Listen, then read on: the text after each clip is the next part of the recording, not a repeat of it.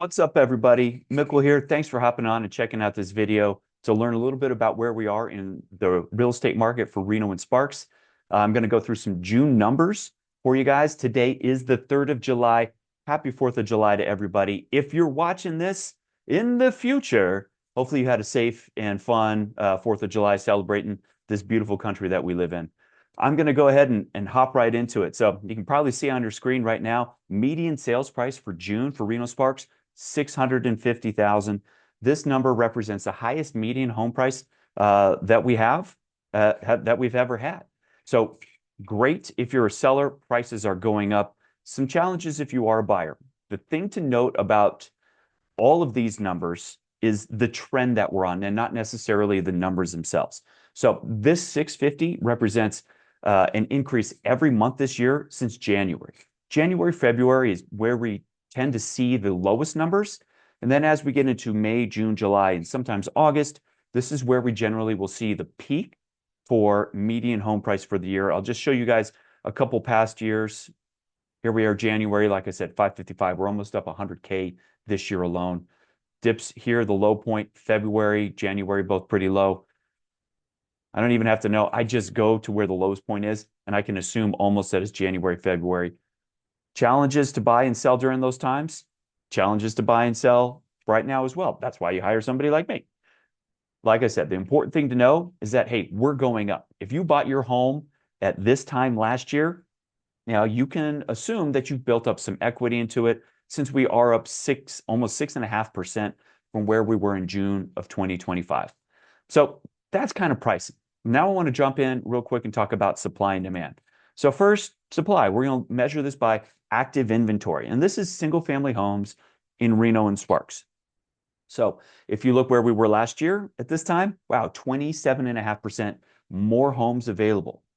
All right. Our supply since that peak in July of last year, man, we dropped until we get into the winter months and we start to go back up. Right.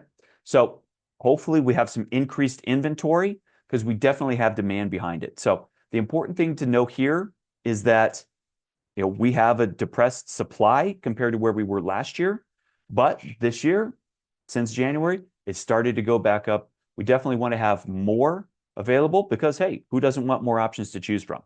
So that's the supply side. Now, we measure demand in two different ways: what's pending and what is sold. So 534 homes that are pending. These are homes that have accepted a contract on them.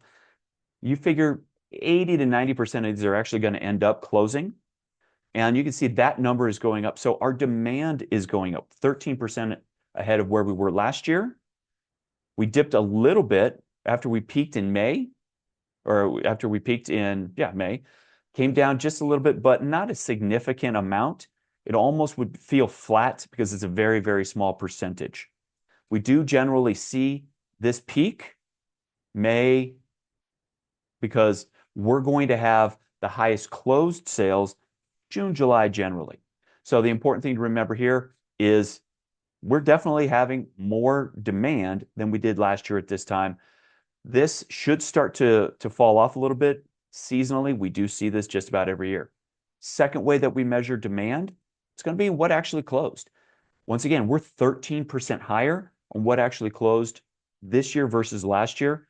And this trend has been going way up since January. January, we only closed 280 homes.